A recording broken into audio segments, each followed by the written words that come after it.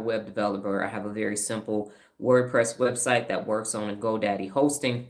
There is no information that you input on my website. It's for informational purposes only. Any links that are on there click to other social media platforms. When I first started doing websites, I used to have the pop-ups and I had constant contacts and email lists and all those things that people currently do.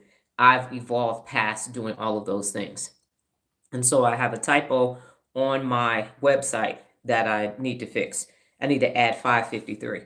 I can do that from my phone through my GoDaddy app. I also have a typo in this blog or article, depending on how people discuss it.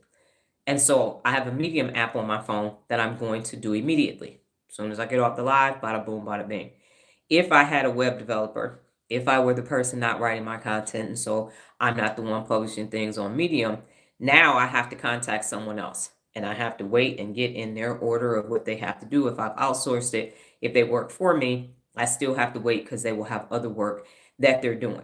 By doing both of knowing how to do both of these things myself, this will be done in a matter of minutes, however long it takes me. The Medium will be quick. The GoDaddy one will take longer because I have to actually get onto the server and access that page in order to make that. But within 10 minutes, both of these things shall be taken care of. That's number one. So I have the technical competence. Be technically competent is one of the 74 principles of real leadership. So I can manage my website, every word on there, every picture, every photo, everything has been typed by myself. And I can do the same thing with my blogs or articles.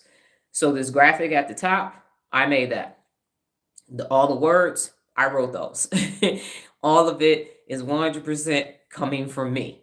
So that's when you start holding yourself personally accountable to become your best, you increase your own technical competence, and it doesn't take a village in order for you to be high functioning. It doesn't take much to do that. Now, there are hundreds of articles, and I don't write articles every week anymore because I have other things that I'm publishing as well. So now it's, oh, let me write an article about that. Let me put an article up. But at one point, I was writing articles weekly, but there were other things that I wasn't posting 85 times a day when I was writing an article weekly. So things are cyclical.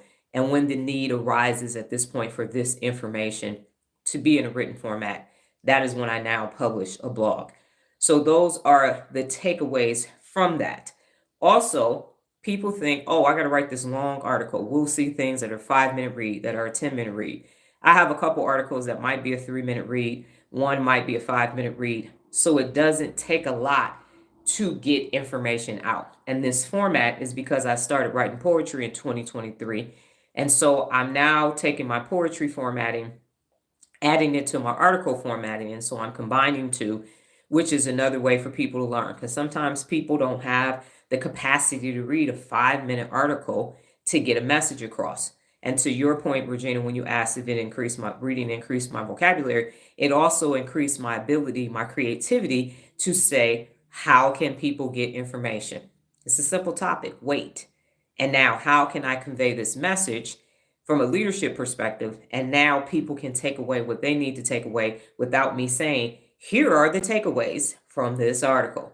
Not necessary, because with real leadership, there is this openness where you can take in what you need to take in and say, how does this apply to me? So all of that is inside this 1.5 to 2 minute read article for you. And it further continues to demonstrate that I'm not just doing these things haphazardly. I'm not just throwing something on the wall to see what it sticks, but that it takes prior planning and preparation to prevent piss poor performance. That's what's actually happening. So when I say don't do anything without a strategy, I'm demonstrating I don't do anything without a strategy. It's not just on the lives.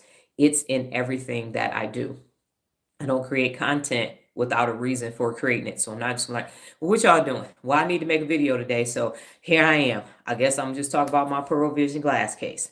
It's not that. It's how does this connect to real leadership? And even when I create a new type of posting, a new topic, a new playlist on YouTube, I have to say what's already there and what makes this different than what's already there, and how is it going to benefit somebody? And if it doesn't benefit people, like the yes and no challenge that was there this time last year, it didn't work. So the yes and no challenge is no more. So I'm showing you these things so that you can understand, number one, when you have the complete use of your frontal lobe and you use all 7